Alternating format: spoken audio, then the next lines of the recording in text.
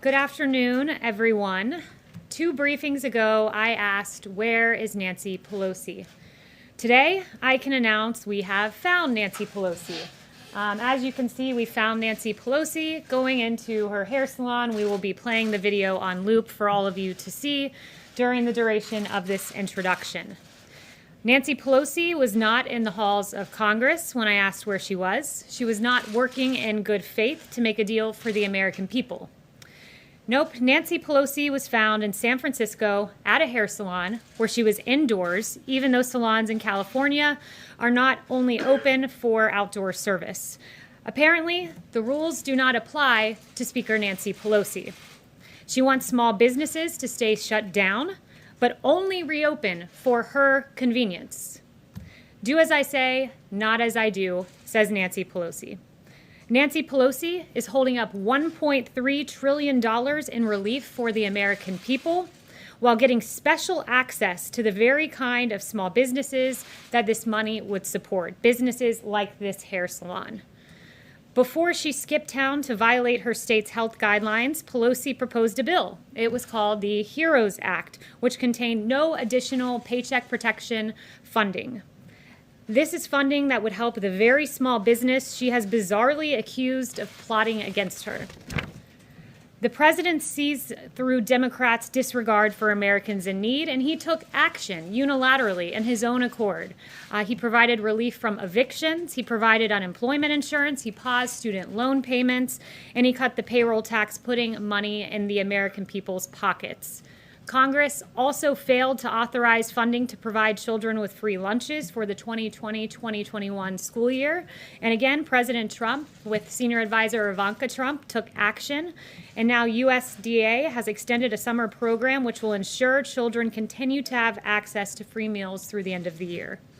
Nancy Pelosi is demanding an apology from a single mother and small business owner who has received threats since Nancy Pelosi's comments against her salon. Salon owner Erica Kayleigh said this: "Since this happened, I've received nothing but hate text messages, death threats, saying they're going to burn down my hair salon. It's just sad that my community is pulling this, saying that I threw her under the bus when I did not. So that's hurtful. But yes, I think I'm pretty much done now." Nancy Pelosi, you ought to apologize to the American people. Or better yet, come back to Washington and get to work for hardworking Americans like this salon owner that you maligned and demanded an apology from. And with that, I'll take questions. Yes, John. Kayleigh, do you acknowledge that it is illegal in this country to vote twice in the same election? Are you referring to the president's comments earlier today? I'm just asking you a basic yes or no question. Do you believe it is illegal to vote twice in this country? The president does not condone unlawful voting. The president's been very clear about this. I'm once again not surprised the media is taking the president out of context. Do you recall what the president said on this matter specifically? I have it right here. Sure. Okay, maybe you should read it out for me then. Okay, so the president said that you should go to your poll, you should vote early by mail, and then you should go either early voting or day of and try to vote again. So he is asking people to vote by mail and then to go down to the polling place on election day and to vote again if their vote has, if they can't confirm their vote has been counted. You're missing a very crucial line from the president's remarks. If it is not tabulated, meaning your mail-in vote, then you will be able to vote in person. If it is not tabulated. There are at least 5 states in this country that do not count any mail-in votes until election day. So those votes won't be counted until afterwards. So there's no way to know whether or not their vote is There's a very simple answer, and this is how it works. First, a lot of states have what are called electronic poll books. And what this means is that in real time, this is updated. So if your vote is counted, they check the electronic poll book, and you will not be able to vote in person because your vote has been counted. There's a secondary situation. So those who do not have electronic poll books, every single state in the country, you can cast a provisional ballot. And that is a ballot that is there. And if your your vote that you have not mailed in is not counted, they will then count the provisional ballot. And that is exactly what the president's referring to. But what Democrats are doing is saying this: we want an entire new system for voting, one subject to fraud. Don't take it from me, take it from Jimmy Carter, who said in 2005, as part of a bipartisan commission, absentee ballots remain the largest source of potential voter fraud. So what Democrats want you to do is say, trust us, but don't verify. Don't verify that your vote's been counted. This president's trying to enfranchise Americans, which is exactly what he's been saying. He wants every American to have a vote because he understands what Jimmy Carter understood and what so many of us understood until the president started putting the focus on mail-in voting, and that was this: that it is subject to fraud. Every vote should count, and every American should verify that their vote is counted by going to their polling location. location. What do you say to the executive director of the North Carolina Board of Electors who says that this would create a big problem on election day? What I would say is that the president has laid it out very clearly. You should verify your vote. And not only that, I would point them to the fact that in 2016, before we tried this entire new system of mass mail-out voting, 319,000 votes were not counted that were cast by mail. 319,000 in an election that came down really to 80,000 votes in Pennsylvania, Wisconsin, and Michigan. That's untenable, and hundreds of thousands more will not be counted with the Democrats' fraudulent mass mail-out voting system. The president wants enfranchisement, plain and simple. John. Can I ask you a process and jurisdiction question? The president signed a memorandum last night directing federal agencies to look at funds that might be withheld to cities that do not do enough to restore law and order. By what authority does the president believe he can do that? Yeah, the president believes that what we should do, that the purpose of government is to protect life, liberty, and property. That is the purpose of the federal government, and it's imperative that the federal government review the use of funds by jurisdiction. So what this does, this memo, it really does three things. One, it asks federal agencies to detail all federal funds that are being provided to Seattle, Portland, New York City, and Washington, D.C. Secondly, within 14 days, the Attorney General will develop a list of anarchist jurisdictions, of lawlessness zones that are permitting violence and destruction of property. And then within 30 days, the White House Budget Director will issue guidance to the heads of agencies on restricting eligibility of or otherwise disfavoring to the maximum extent possible by law anarchist jurisdictions in the receipt of federal grants. And South Carolina v. Dole did note that you can withhold funding so long as it pertains to the federal program pertains to what you're trying to incentivize. So we believe here, when you look at New York, a 177% increase in shootings, in Seattle, where there was a lawless chop zone where 2 died, in Portland, where you've seen 140 officers injured. This is a dereliction of duty. And if the states will not act in their police power and secure their streets, this president will use every lawful mechanism available to him to try to supplement their failures. And in some cases, that's meant federal officers in Minneapolis and Kenosha, where we've been invited. This is yet another attempt to make sure no more children like Legend Taliaferro die on our streets. These are congressionally appropriated funds. I expect that you would expect there to be immediate legal action taken. Letitia James, the Attorney General for the state of New York, warned a few minutes ago that if you try to withhold any funds, she will immediately slap you with a lawsuit. Well, she's free to do that. We believe that what we will do will be lawful within the bounds of the law, and we encourage states to act and cities to act in the way that Kenosha and Minneapolis did. Although, be it delayed a little bit there, they finally stepped up and asked for federal support, and they got it because too many Americans are dying on our streets, too many businesses being burned to the ground. That's not the American way by a long shot. Okay, Yes. just to follow up on that, the president, as we know, tried to withhold federal money from sanctuary cities, and he lost, as per the courts. So why isn't this also doomed to fail? I'm not going to get ahead of exactly what the final product will look like. Again, I just walked you through. There's a 14-day timeline for the DOJ, and then a 30-day timeline for Office of Management and Budget. But we believe that we are on the right here. Let me do a couple follow-ups if I can. So in May, the president said the U.S. will be designated Antifa as a terrorist organization. Yes or no? Did the president do that? What the DOJ said is that they would be looking at Antifa-related charges in the lens of domestic terrorism. To be clear, they did not designate Antifa, though. To be clear, they will be pursuing domestic terrorism charges against Antifa individuals, anarchists who are wreaking havoc across our country, and who the suspect, at least in Portland, killed an innocent man out in Portland just over the weekend. Right, for sure. And then but they didn't declare him a terrorist organization, as they said, They as he will said they would. be pursuing domestic terror charges. In 2017, They're noting a distinction without a difference. In 2017, he threatened to withhold federal funds from UC Berkeley if they did not allow free speech. Has he done that? I'll follow up with you on that. I guess the question is, the president makes a lot of threats, knowing that he's not going to follow through or that they're not legal. So is this what he's trying to do here yet again? No, the president will follow through. His memo is exceedingly clear. We are pursuing every avenue within the federal government to take care of the American people. When you have a 1-year-old being killed in New York, when you have a little beautiful girl in Atlanta named Sequoia Turner who lost her life, yes, this federal government will do everything within our lawful power. And yes, the president is serious about this. Can I follow up with one last one if I can? On Walter Reed, the president in November said he went to Walter Reed to begin his physical.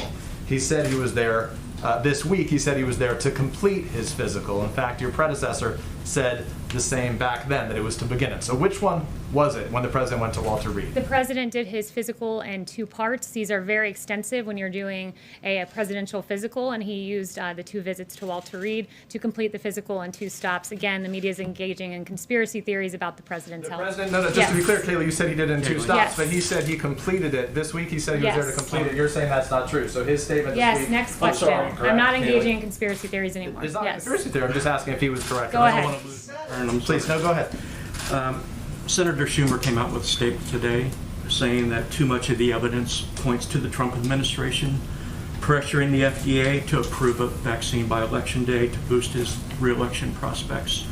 Can you assure the American people that if a vaccine does come out before Election Day, is approved before Election Day, that it is safe and effective? And can you address his assertions that you are pressuring the FDA to come up with a vaccine before Election Day? No one is pressuring the FDA to do anything. This is, again, a bizarre theory spun up by CNN, among others. Let me note that the FDA, you had Dr. Han who said this, I can assure you 100% that the president has never pressured me to make a decision regarding any regulatory aspect of the FDA's work. He said that just a few months ago. It is absolutely the case. You had Secretary Azar saying this morning about the vaccine, whether it's October 15th or November 1st or November 15th, this is all about saving lives. You've had Dr. Fauci say, we in fact briefed the president today. This was a few weeks ago about this in the Oval Office. I was there for that briefing.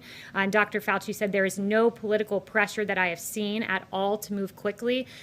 This president wants to break through regulatory barriers to get a vaccine as safely to the American people as quickly as possible because lives are at stake, but he will not in any way sacrifice safety and making sure that this is 100% airtight before the American people receive it. So the priority here is saving lives, safety, and there will be a safe and effective vaccine in the works. And again, I think the CNN spinning up this conspiracy theory, it all was based upon the CDC career. Brought this up. Yes, and CNN was peddling a theory on this as well. Basically, you had career officials at the CDC who made a decision, who spoke with states about distributing vaccines. We're preparing in advance to have a safe and effective vaccine distributed because unlike the Obama administration during swine flu, they had real problems in that regard. The Obama administration promised 100 million doses by October. They then reduced that number to 40 million for the swine flu. By mid-October,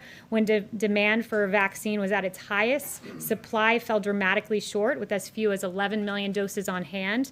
You even had their CDC director saying, we are nowhere near where we thought we'd be by now. We are not near where vaccine manufacturers predicted we would be. We share the frustration of the people who have waited online or called a number or checked a website and haven't been able to find a place to get vaccinated. Unlike the Obama-Biden administration, we make plans in advance. It's why we have contracts for 100 million of vaccine production in advance, and it's why CDC career officials have worked with all 50 states to make sure that we can distribute this vaccine. We do our homework in advance, unlike Obama-Biden. Kayleigh, just Yes. one other one.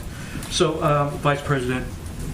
former Vice President Joe Biden said on Alexei Navalny's poisoning that the mode of attack leaves no doubt as to where the responsibility lies, the Russian state. Does the president agree with that assessment? And has he made his voice known to the Russian government on this issue? So we're deeply troubled by the results released yesterday. Alexei Navalny's poisoning is completely reprehensible. Russia has used chemical nerve agents in the past, and we're working with our allies and the international community to hold those in Russia accountable wherever the evidence leads and restrict funds for their malign activities. The Russian people have a right to express their views peacefully without fear of retribution of any kind, and certainly not with chemical agents. And no one has been tougher on the Russian government than this president. Thanks, Kayleigh. On TikTok, the president said that that ban is going to take effect on September 15th if the deal is not agreed to. What will that look like? Is Google and Apple going to have to delete that app from their app stores? Are people going to have to delete it off their phones? Tell us what will happen on September 15th if there's no deal.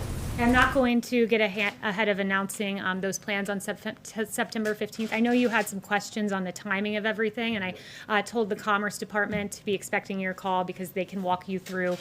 Had questions about the 45-day time frame, so I did get some clarity for you on that. And if you follow up with me, we can get you in touch with the Commerce Department. Okay.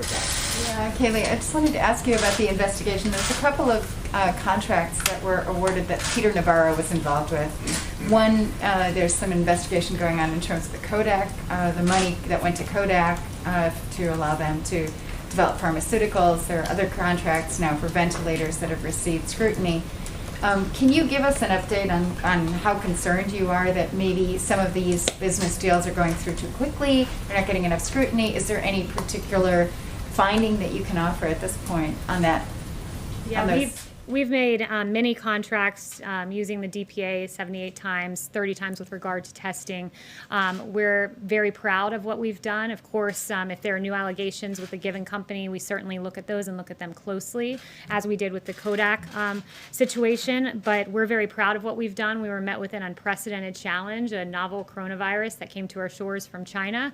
And we are very proud that our contracts have enabled us to have a very large and growing stockpile. In fact, we've rapidly increased the amount of N95s on hand to more than 60 million. We're on track to have 10 times more than pre-pandemic levels by the fall.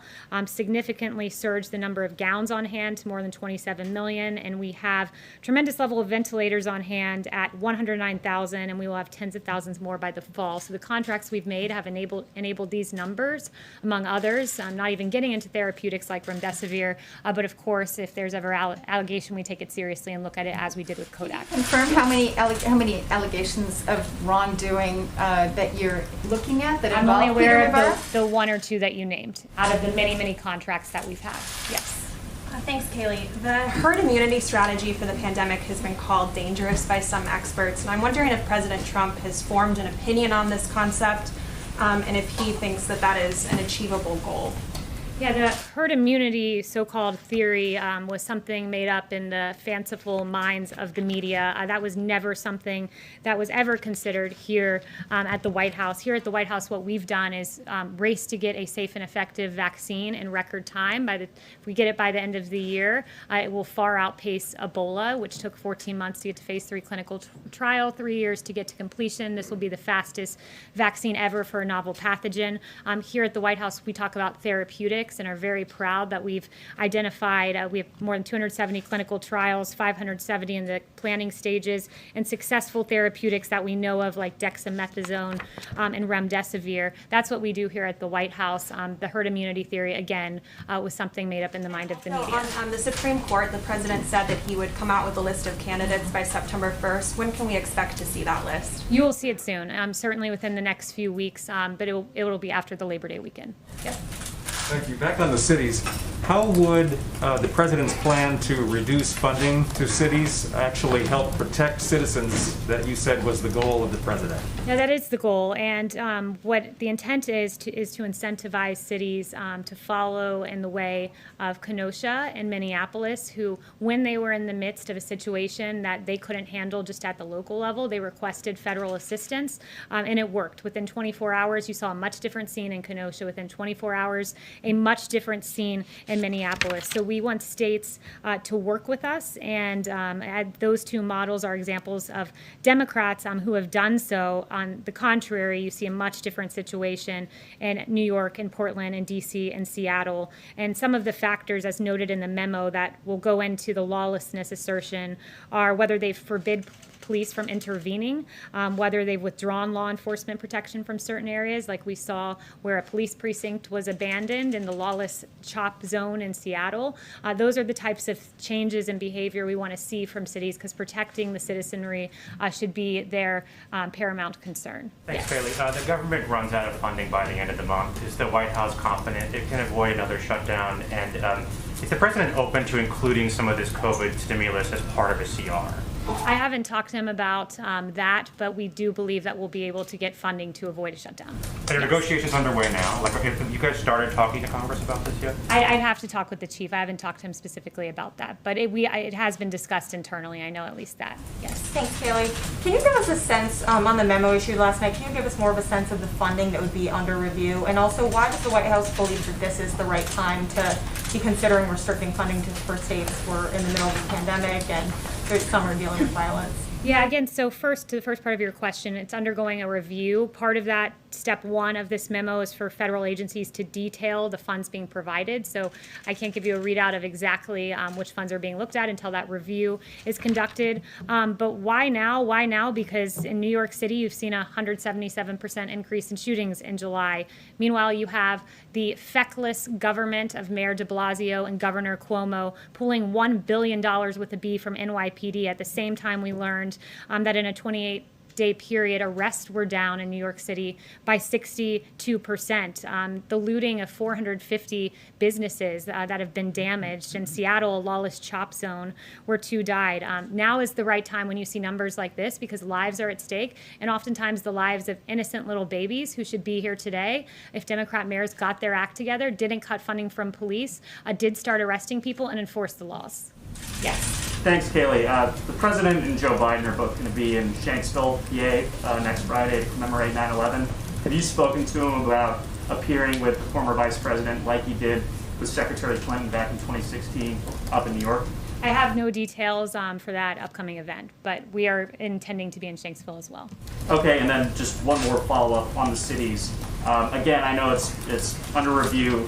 Has the President directed Director Vaught to make sure that future coronavirus aid is exempt from this memorandum?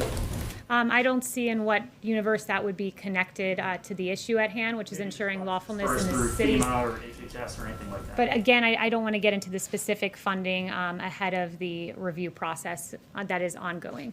Yes. Are we all set? Okay, there we go. Yep. Thank you. Facebook said earlier today that it would be removing the post where the president was talking yesterday with a local reporter about voting twice if it's not corrected and if it doesn't indicate that the president was wrong in those assertions. What do you have to say about Facebook's move on this post? You said Facebook designated a post. I missed the very first part. Right. They said that they would remove the post from those profiles who posted and do not say that what the assertions of the presidents are wrong. Yeah, I haven't seen the particular post you're referring to, but the president is crystal clear here that he only, again, to read that part of his quote, if your vote isn't tabulated, then you'll be able to vote in person. This is about verifying that every vote is counted, because we know voters are disenfranchised. Just in the 2020 presidential primary, for instance, there were 100,000 ballots rejected in California, mail-in ballots in New York. 1 in 5, think about that. 1 in 5 mail-in ballots were rejected, a total of 84,000 ballots rejected in New York City alone. And we know the thin margins by which elections are decided. And we also know that, as research has shown, young Black and Hispanic voters are more likely to have their mail-in ballots rejected. That's according to a Washington Post article. So the president wants enfranchisement, not disenfranchisement. That's his goal with the comments that he made yesterday. And if I may ask another one on immigration, please. Okay. The president had said that he would be issuing another order in September. Do you have any more information on that, when he may be issuing that immigration order? Yeah, no updates on a forthcoming immigration deal. Thank you, Kayleigh. If you mentioned role model cities like Kenosha, if, say, Mayor de Blasio and Mayor Bowser, for instance, if they were to this week take specific actions and get some of the law and order back under control, would this memo continue to go forward, or would you continue to propagate the plans listed in this memo from We'd have to yesterday? see a radical change in behavior from the mayor of D.C., who allowed a church to burn, from the mayor of Portland, who stood with the protesters only to be chased out of his own home, the windows shattered of his building by the very protesters he deemed peaceful, who were actually anarchists, who took the life of a 39-year-old man this past weekend. But look, when the local government doesn't act, we use every avenue available to us at the federal level, and that pertains to this memo as one example. Another example is Operation Legend, which we're very proud of and have some new numbers for you on that. Since the operation's launch, more than 2,000 arrests, including 147 homicides, have been made. More than 544 firearms have been seized, and more than those are illegal weapons, and more than 7 kilos of fentanyl, 14 kilos of heroin, 12 kilos of cocaine, and 50 kilos of methamphetamine have been seized. And of the individuals arrested, 476 have been charged with federal offenses. And there's a detailed readout from DOJ of each offense and the great work that our federal law enforcement officials have done. So thank you to our police. Thank you to our federal law enforcement. You keep us safe when Democrat mayors and derelict governors do not. Thank you. Can you say something about airlines?